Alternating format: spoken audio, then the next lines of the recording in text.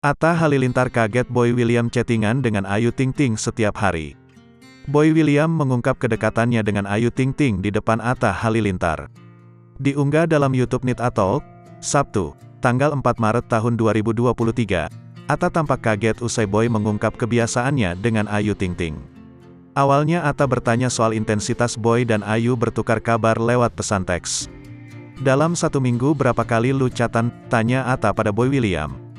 Boy pun tak memerlukan waktu panjang untuk berpikir dan menjawab pertanyaan Atta. Ia mengaku bahwa setiap hari selalu berkirim pesan teks dengan Ayu Ting Ting. "Every day, setiap hari," ujar Boy William. Sontak jawaban Boy membuat Atta terperanjat dan menegakkan tubuhnya yang semula bersandar di sofa. Suami Aurel Hermansyah itu meninggikan suaranya ketika memastikan jawaban Boy yang ia ulangi lagi. Boy pun tampak bertanya soal kebiasaannya dengan Ayu Ting Ting itu. "Is that wrong? Apakah itu salah?" tanya Boy pada Atta.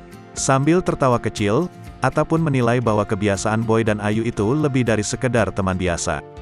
Boy pun tampak tak menyadari hal itu lalu menjelaskan kedekatannya dengan Ayu.